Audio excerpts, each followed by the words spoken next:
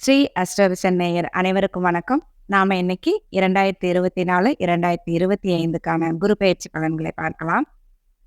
குரு மேச ராசியிலிருந்து ரிஷபராசிக்கு மே 1ஆம் தேதி காலை 11:39 பெயர்ச்சியாகிறார். குரு என்றாலே நன்மைதான். குரு என்றாலே நமக்கெல்லாம் நன்மைகளை கொடுக்கக்கூடிய ஒரு கிரகம்.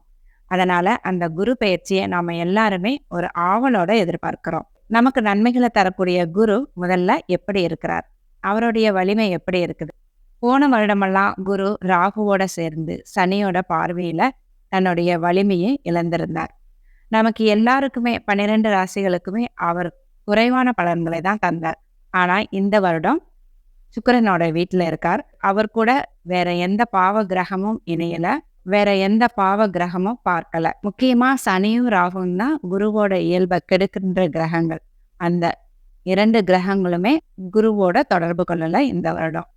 அது மட்டும் இல்ல, மிகப்பெரிய விசேஷமா இந்த வருஷம் சுக்கிரனோட வீட்டுல குரு இருக்கிறது மிகப்பெரிய விசேஷம்.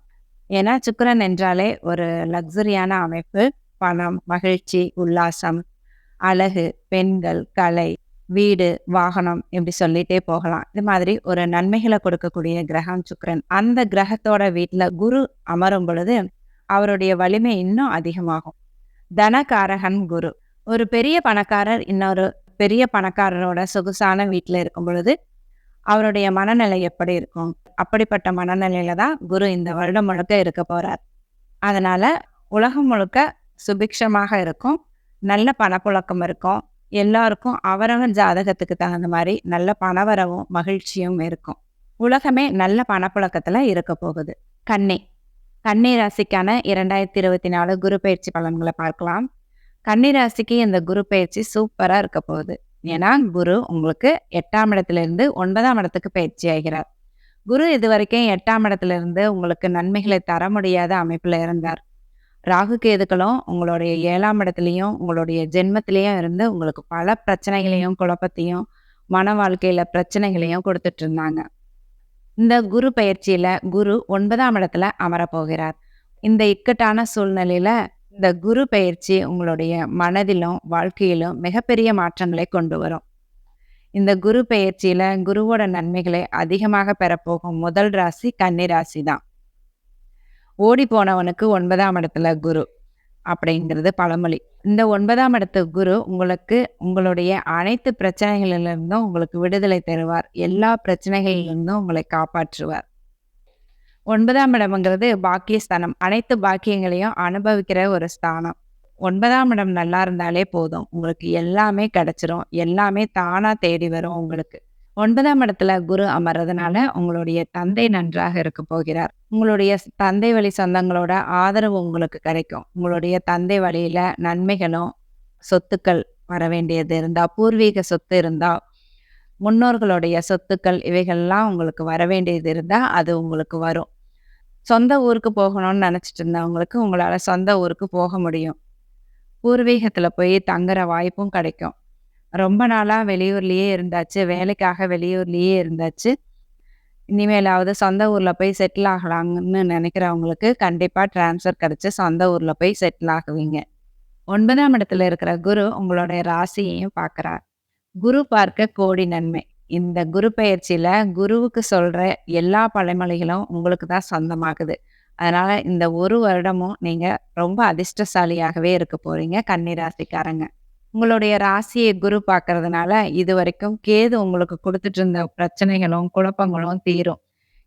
கேது ராசிக்கு வந்ததுல இருந்தே உங்களுக்கு பல உடல்நல பிரச்சனைகள், மனநல பிரச்சனைகள்லாம் ஏற்பட்டுச்சு. மைண்ட் ஒரு குழப்பத்திலேயே இருந்தது, ஒரு டிப்ரெஷன்லயே இருந்தது. இது வரைக்கும் எந்த சந்தோஷமும் இல்லாம இருந்தது வாழ்க்கையில.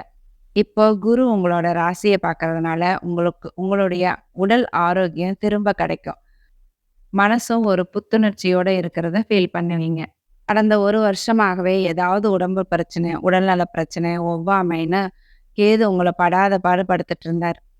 அதற்கெல்லாம் ஒரு தீர்வு இந்த குருவோட பார்வை. உங்களுக்கு இனிமே எந்த நோய் இருந்தாலும், வயதானவர்களுக்கு எந்த நோய் இருந்தாலும் அதுக்கு சரியான ட்ரீட்மெண்ட் எடுத்து அதை கண்ட்ரோல்ல வச்சுப்பீங்க.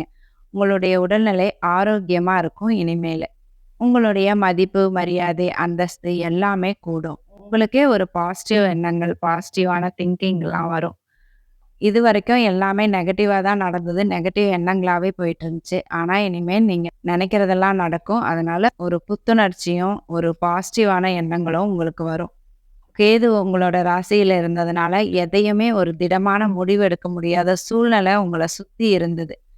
இப்போ குருவோட பார்வையால அதெல்லாம் நிவர்த்தியாகி, உங்களால ஒரு தீர்க்கமான முடிவு எடுக்கிற மாரி உங்களுடைய சூழ்நிலைகள் மாறும். உங்களுடைய பேச்சுக்கு மத்தவங்க மதிப்பு குடுப்பாங்க. குரு உங்களுடைய 9ஆம் இடத்திலிருந்து நேரா 3ஆம் இடத்தையும் பார்க்கிறார்.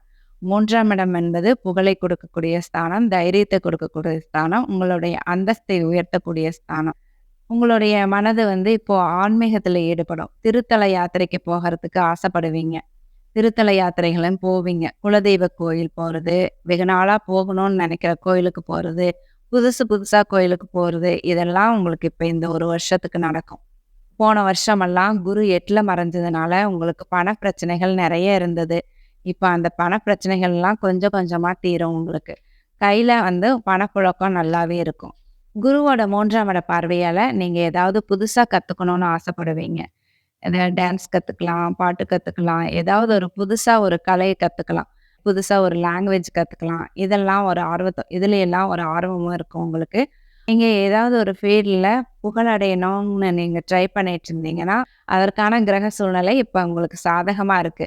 நீங்க அதற்கான முயற்சியில ஈடுபட்டுட்டு இருந்தீங்கன்னா, நீங்க கண்டிப்பா இப்ப புகழ் பெறக்கூடிய சூழ்நிலை உங்களுக்கு அமையும். உங்களுடைய திறமைகள் இப்ப மற்றவர்களால அங்கீகரிக்கப்படும். நீங்க ஜெயிக்கிறதுக்கான கிரக சூழ்நிலைகள் உங்களுக்கு நல்லா இருக்கு. உங்களுடைய இளைய சகோதர, சகோதரிகளோட உங்களுக்கு உறவு நல்லா இருக்கும். அவங்களால உங்களுக்கு உதவிகள் கிடைக்கும். உங்களாலேயும் அவங்களுக்கு உதவிகள் கிடைக்கும். அவங்களுக்கும் நன்மைகள் நடக்கும். அடுத்ததா குருவோட பார்வை 5ஆம் இடத்துல விழுகுது. 5ஆம் இடம்ங்கிறது அதிர்ஷ்டஸ்தானம், குழந்தைகளை குறிக்கக்கூடிய ஸ்தானம். 9ஆம் இடத்திலிருந்து குரு 5ஆம் இடத்த பார்க்கறது ஒரு அற்புதமான அமைப்பு, சூப்பரான அமைப்பு. இந்த குரு பெயர்ச்சியில குரு 1, 5, 9 இந்த கனெக்ஷன்ல இருக்காரு. இந்த 1, 5, 9 இந்த கனெக்ஷன் வந்துட்டாலே, நீங்க ரொம்ப அதிர்ஷ்டசாலின்னு தான் அர்த்தம். உங்களுடைய அதிர்ஷ்டஸ்தானம், உங்களுடைய பாக்கியஸ்தானம், உங்களுடைய ராசி இது எல்லாமே குருவோட பார்வையில, குருவோட தொடர்புல இருக்கிறது. உங்களுக்கு எல்லா விஷயமும் உங்களுக்கு கிடைக்கிற அமைப்பும் ஏற்படும். எல்லாத்தையும் நீங்க அனுபவிக்கிற சூழலும் ஏற்படும். எல்லா காரியத்திலயும் உங்களுக்கு வெற்றி கிடைக்கிற சூழ்நிலையும் ஏற்படும்.